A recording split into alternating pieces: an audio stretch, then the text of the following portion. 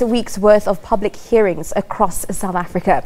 The topic, land expropriation without compensation. The aim, to make all South Africans feel that their voices have been heard on the most emotive of issues.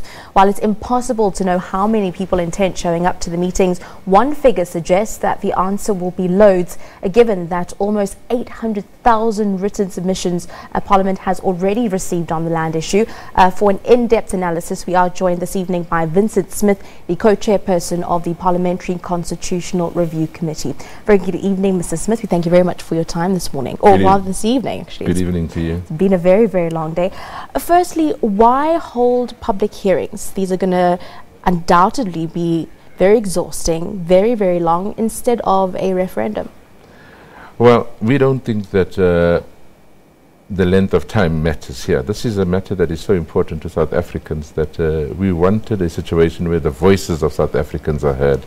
And a referendum, I think, is very mechanical. It's a yes or no, whereas here people will be able to express why they think it should or why they think it shouldn't.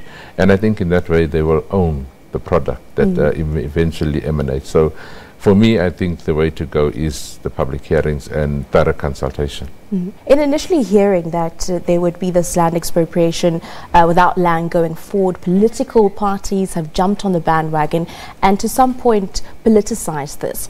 How are we going to ensure that in this process that it is not politicized? With lots of difficulty. But I'm happy to say to you that when we met on Thursday as a committee, we took a decision that we will not operate as political parties in the committee, we will operate as a team, and that we will have as little drama as possible and allow South Africans to speak. But clearly, in being the run-up to the election year, I'm sure political parties will get onto the bandwagon and try and make mileage out of it. Yeah, you know, recently we've seen huge phenomena in public hearings. That one being led by former President Kgalema Motlanthe, and of course then the renaming of Cape Town International Airport has also come with huge disturbances. How are we going to avoid that in these hearings? We can only appeal to South Africans that this matter is so important that we should allow for dissenting voices.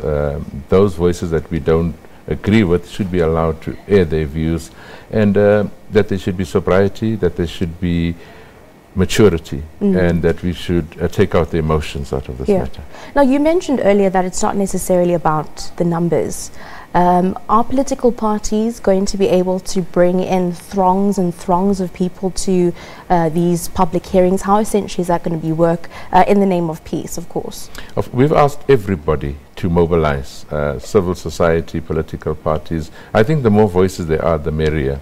What we won't allow would be for a single voice to dominate the meeting. So as many people as there are there, we will try and make sure that we get all the views from the various angles.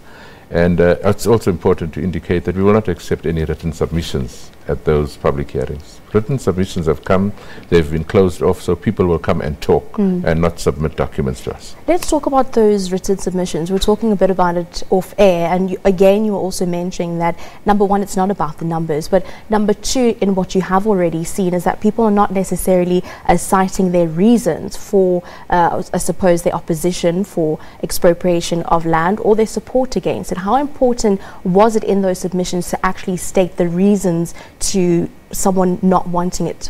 Well, we've said from the beginning that this is not a referendum.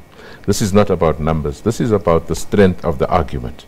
And yes, you're correct. We have seen somewhere it was a one-liner. I am not in support of amending the Constitution, or I am in support of amending the Constitution without giving us valid reasons. That doesn't assist the debate. So those will be, I suppose, submissions that we must acknowledge, but they're not going to help us in terms of coming to our final recommendation to Parliament. But there are numbers that one-liners. It's definitely going to be a very exhausting 6 weeks. One can also imagine very exciting from a media perspective on what we'll be seeing in the public hearings. But what do you think are going to be some of the challenges in the process?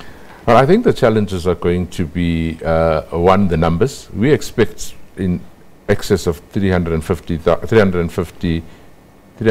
people at most submissions. So it's very difficult to manage more than 350 people. We expect that there are going to be people from diverse views who might not be tolerant of the other side's views. And we're hoping that the security that we've put in place and the maturity of the participants will assist us making it as smooth as possible. But it's going to be a challenge. And the ultimate aim? The ultimate aim is to hear what South Africans are saying about the land reform program. And those arguments are whether the Constitution in its current form suffices and is not an impediment, and if so, why do you think so?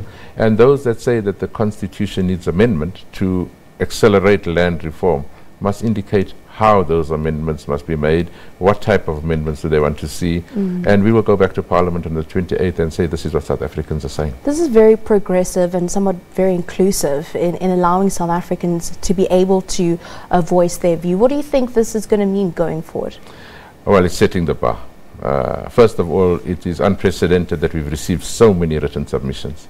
And I'm hoping that it continues in this fashion so that South Africans begin to own and begin to govern. I mean, we've always argued that the people shall govern, and one way of them governing is by saying these are the changes we want to see. And so I think it's going to set that precedent, and people are in future going to be more active in the rule making of this country. Definitely. We thank you very much for your time this evening. Of course, Vincent Smith, co-chairperson of the Parliamentary Constitutional Review Committee. We do know that that 6-week public hearing on the issue of expropriation of land is set to begin. It's going to be very interesting what South Africans have to say and also what will be coming out of those public hearings. For now, though, we take